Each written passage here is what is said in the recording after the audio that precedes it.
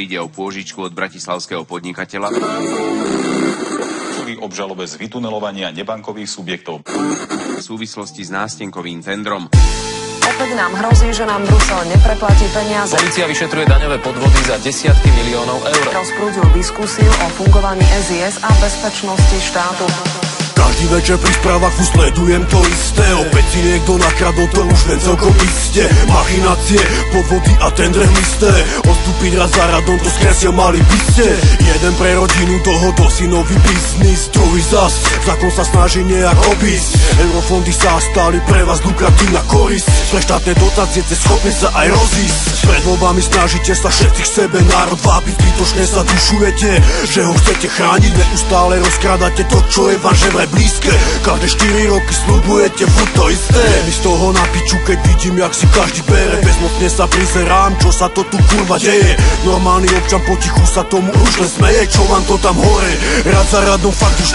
Slovensko pri obchode s emisiami prišlo o ďalšie peniaze. Boj proti korupcii a klientelizmu. Príjem z týchto obchodov nejde do štátneho rozpočtu. Slovensko a Maďarsko sa opäť sporia. Slovensko prerobilo ďalších 11 miliárd korún. Vznik špeciálneho súdu minulý týždeň označil ústavný súd za protiústavný.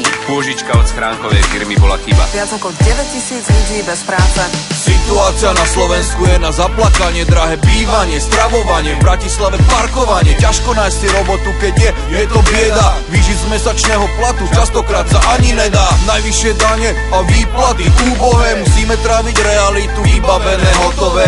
Štát riadia zbohatlíci, spolu s nimi mafia. Už od 9.2 sa to tak postupne vyvíja. Vláda vyhlasuje tendre na nástenkách tajnosti, nepohodlných hostí zatvára do tmavých miestností. SIS, MVU, HZDR, nech žmúriš oči jak chceš, není na výber. Dotklo sa nás mýto, profitujú vládni úradníci. Štrajkujúci ľudia sú označení jak záškodníci. Polícia im zamedzí vstup do mesta. To je demokracia SK, nepáči sa ti, pojeb sa. Nič sa ale nevyjasnilo ani po vysvetľovaní pravdepodobného úniku informácií. Rast nezamestnanosti na Slovensku. Rozdiel v platoch u nás a v zahraničí sa začalo znova zväčšovať. O škandáloch vlády, ale ani jeden z nich nehovoril. Účelnosť vynaložených prostriedkov do štátneho rozpočtu. Dvaja muži, ktorí figurujú v miliardových kauzách. Roky, keď Slovensko dobiehalo vyspelú Európu, sú za nami.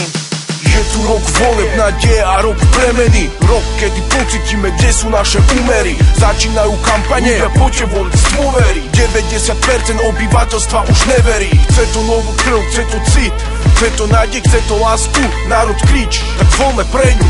Ľudia kričia, chceme zmenu. Bez toho, aby sme pociťovali tú našu biedu. Ľudia túžia po silnom sociálnom programe, po nových veciach aj po disku BMG zozname. Chcú mať jasno v kauzách a blúdnych kruhoch. Chcú vedieť, odkiaľ zveje vietor, kto a z koho. Píše sa rok 2010. Kvôli pažravosti premiéra dopravca musí píkať. Pred úradom vlády je vraj veľká kopa hnoja. V tej kope je odtlačená každá politická noha. Tender na záchranky zaváňa klientelizmom. Ohrozujú územnú celistvosť. Zásadný vplyv na rezort výstavby zrejme bude mať aj naďalej. Tendry za 120 miliónov eur uspel jediný účastník. Spoločnosť, ktorá zarobila na slovenských emisiách, preverujú švajčiarske orgány. Vzhľadom na krízu a prepad slovenskej ekonomiky. Otázne je komu, kedy a za koľko.